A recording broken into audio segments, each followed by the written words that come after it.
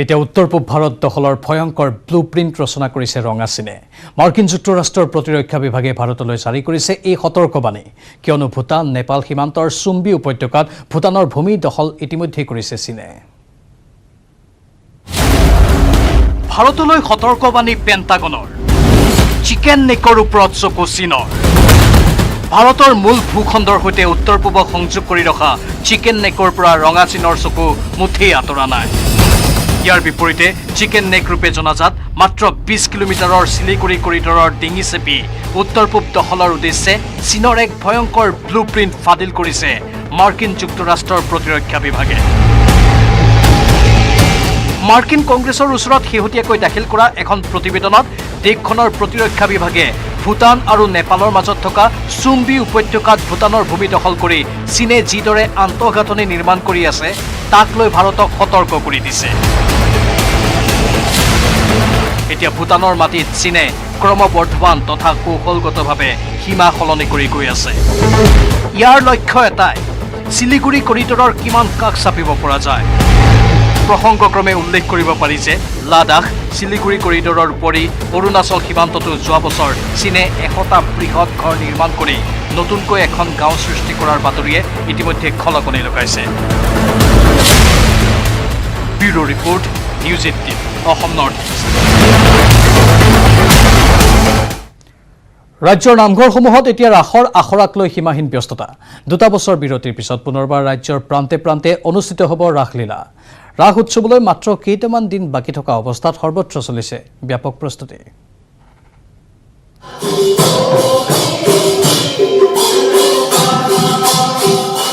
ৰাসৰ বতৰ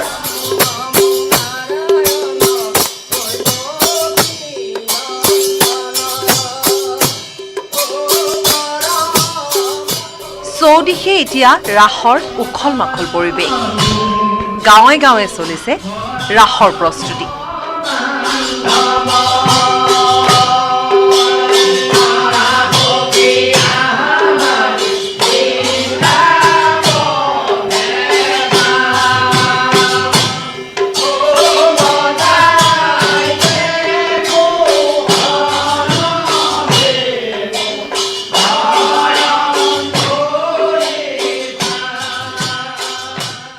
নামঘৰসমূহত ৰাসৰ আখৰাক লৈ সীমাহীন ব্যস্ততা ঘৰৰ কাম বন কাটি কৰি হলেও অংশ লৈছে ৰাসৰ আখৰাত দুটা বছৰ বিৰতিৰ পিছত পুনৰবাৰ ৰাজ্যৰ প্ৰান্তে প্ৰান্তে অনুষ্ঠিত হ'ব ৰাসলীলা তেজপুৰৰ মাজগাঁও বৰনামঘৰতো দেখা গ'ল একেই পৰিৱেশ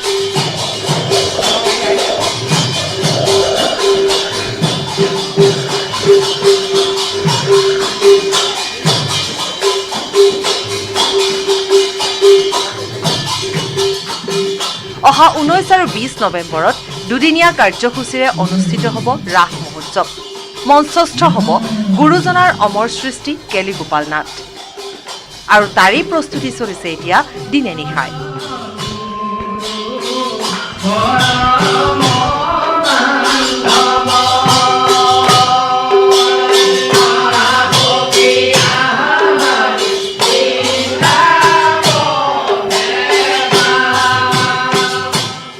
কণকণ শিশু কিশোৰৰ পৰা আৰম্ভ কৰি বুঢ়া মেঠা সকলো ব্যস্ত ৰাসত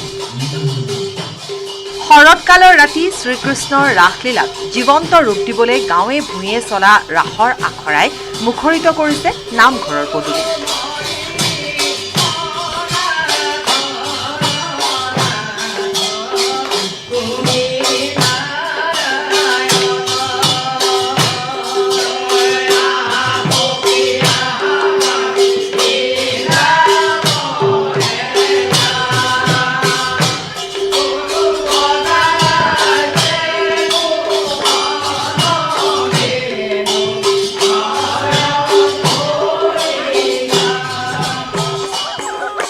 একেই পৰিৱেশ দেখিবলৈ পোৱা গৈছে গহপুৰতো গহপুৰৰ সদৌ গোপালপুৰ সাৰ্বজনীন ৰাস মহোৎসৱ উদযাপন সমিতিৰ উদ্যোগত 10খন গাঁৱৰ ৰাইজ সাজু হৈছে ৰাস উদযাপনৰ বাবে গোপালপুৰ শিমলুগুৰিত অহা 18 আৰু 19 নৱেম্বৰত উদযাপন হ'ব শ্ৰী শ্ৰী কৃষ্ণৰ পূৰ্ণাংগ ৰাসলীলা।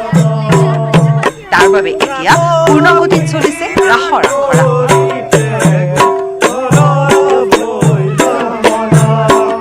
শৰতৰ নিশা স্নিগ্ধ জোনাকত ভগৱান শ্ৰীকৃষ্ণৰ লীলাৰ প্ৰতিফলন ঘটিব। ৰাসোৎসৱলৈ মাত্ৰ কেইটামান দিন বাকী থকা অৱস্থাত সৰ্বত্ৰে চলিছে ব্যাপক প্ৰস্তুতি। গহপুৰৰ পৰা পলাশজ্যোতি ফুকনৰ সহযোগত তেজপুৰৰ পৰা হেমন্ত কুমাৰ নাথৰ report, news 18 Assam north east.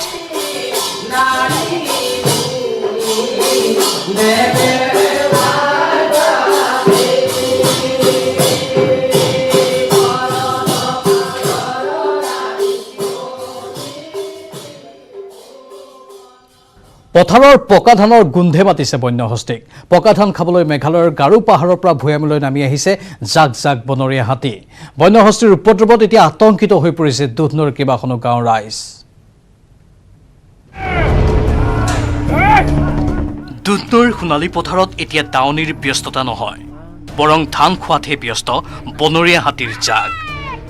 দুধনৈৰ কেইবাখনো গাঁৱত এতিয়া দিনৰ পোহৰতেই ধাননি পথাৰত নামি হাতীয়ে এফালৰ পৰা খাই তহিলং কৰি গৈছে পকিবলৈ আৰম্ভ কৰা কৃষকৰ সোণালী ধান। বন বিভাগো নিৰূপায়। দুধনৈৰ বাৰীগাঁও, শিলৰবৰী, বৰকচি, পাহিদল, শিমলিপাৰা, ৰাজাপাৰা, দহিকটা আদিকে ধৰি প্ৰায় 10খন গাঁৱত দিনে নিশাই হাতীয়ে সন্ত্ৰাস চলাই গৈছে। নিশাৰ সমান্তৰালভাৱে দিনতো বন্যহস্তীৰ জাকে পথাৰত নামি এফালৰ পৰা খাই গৈছে পকা ধান। বাৰিষা মূৰৰ ঘাম মাটিত পেলাই কৰা খেতিডৰা হাতীয়ে খাই শেষ কৰাৰ দৃশ্য চাই মূৰে কপালে হাত দিছে কৃষকসকলে। বনকৰ্মীসকলে হাতী খেদাৰ চেষ্টা অব্যাহত ৰাখিছে যদিও সফল হ'ব পৰা নাই। কাৰণ হৈছে সীমিত সংখ্যক বনকৰ্মীয়েহে কৰ্তব্য পালন কৰি আছে তাত। ধান খোৱাটো আমাৰ বাৰীগাঁও বা এতিয়া অঞ্চলৰ মানুহৰ কাৰণে দুখৰে কথা আৰু এইটো। কিন্তু চৰকাৰৰ ফালৰ পৰা আমি কিন্তু কোনো সুব্যৱস্থা বা আমাৰ আৰ্থিকভাৱে কোনো এটা অনুদান বা কিবা যে দিব কোনো এটা হেৰি নাই আৰু বন বিভাগৰ মানুহটো নামত আহে। কিন্তু এই এটা দুখৰ কথা, বন বিভাগৰ যিবিলাক মানুহ আহে অৰ্থাৎ গাঁতবিলাক তেওঁলোকৰ লৈহে সমস্যা হয়। এতিয়া আপোনাৰ নিজক তেওঁলোকৰ কাৰণেহে সমস্যা হয়। তেওঁলোকে দেখা নাপায়। কিছুদিন আগতে আমাৰ ইয়াতে আহিছিল, মোৰ বাৰীৰ পিছপিনেদি আহিছিল, পিছলি পৰিছিল, লৈ সমস্যা হৈছিল। এতিয়া চাবলৈ গ'লে বনকৰ্মীৰ সংখ্যাতকৈ হাতীৰ সংখ্যা বহু পৰিমাণে বেছি। দুধনৈৰ বাৰীগাঁও, শিলৰবৰী, পাহিদল, কৰকচি গাঁৱত 25-30 জনীয়া এটা হাতীৰ জাক সদায় আহিবলৈ লৈছে। আনফালে কোনো কোনো প্ৰান্তত আকৌ 60ৰ পৰা 65টা হাতীৰ জাকে তাণ্ডৱ লীলা চলায়। এনে পৰিস্থিতিত বন্যহস্তীৰ এই সন্ত্ৰাসত ত্ৰাহি মধুসূদন সৰিছে এতিয়া কৃষক ৰাইজে। দুধনৈৰ পৰা Arup Nath, news 18 Assam north east.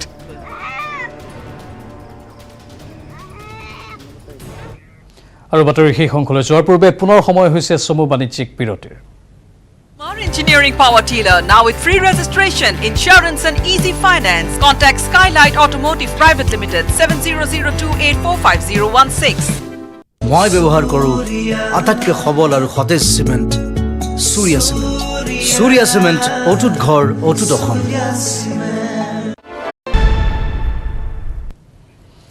এতিয়া কৰোনা সংক্ৰমণৰ তৃতীয় লহৰ আগমনৰ আশংকাত ত্ৰস্তমান বিশ্ববাসী। ভাৰতত লোকসকলৰ মাজত তীব্ৰতৰ কৰা হৈছে সজাগতা অভিযান।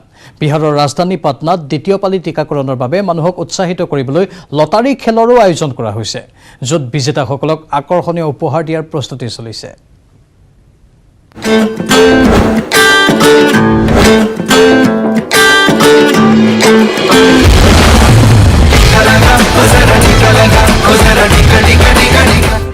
বিহাৰৰ ৰাজধানী পাটনাত 8ৰ পৰা 26 নৱেম্বৰৰ ভিতৰত কৰোনাৰ দ্বিতীয় পালি টীকা গ্ৰহণ কৰিবলৈ ইচ্ছুক যিসকল লোক আছে তেওঁলোকে বাইক আৰু টিভি আদিৰ দৰে বাম্পাৰ অফাৰ লাভৰ সুযোগ পাব। টীকা গ্ৰহণ কৰিবলৈ আগবঢ়া লোকসকলক কেৱল কৰিবলগীয়া কাম হৈছে এইটোৱে যে 26 নৱেম্বৰৰ আগত পাটনাৰ যিকোনো টীকাকৰণ কেন্দ্ৰত টীকাৰ দ্বিতীয় পালি ড'জ ল'ব লাগিব।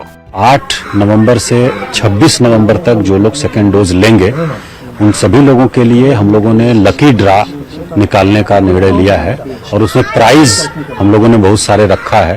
কৰোনা ভাইৰাছৰ বিৰুদ্ধে বাচি থাকিবৰ বাবে চলোৱা টীকাকৰণ অভিযানত পাটনা দেশৰ টপ 10 চহৰৰ মাজত এখন। কিন্তু যেতিয়া কথা কৰোনাৰ দ্বিতীয় পালি টীকা গ্ৰহণ কৰাৰ ভিতৰত আহে তেতিয়া কিন্তু পাটনা বহু চহৰৰ তুলনাত বহু পিছ পৰি আছে। আৰু ইয়াৰ প্ৰতি লক্ষ্য ৰাখিয়ে পাটনা জিলা প্ৰশাসন আৰু কিয়ৰ ইণ্ডিয়াৰ সহযোগত এই নতুন ব্যৱস্থাৱলী হাতত লোৱা হৈছে।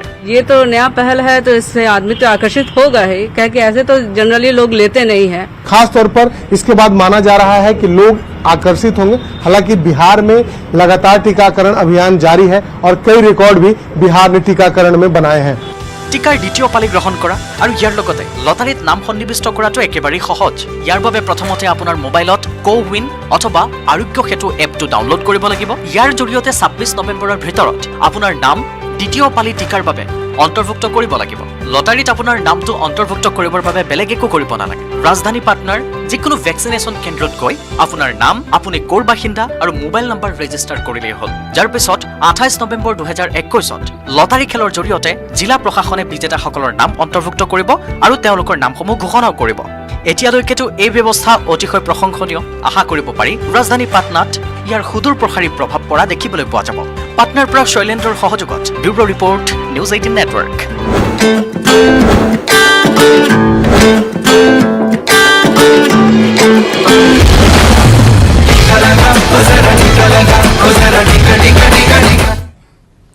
কোভিডৰ সংহাৰৰ পিছত পুনৰ প্ৰাণ পাইছে চাৰ্কাছৰ মঞ্চই।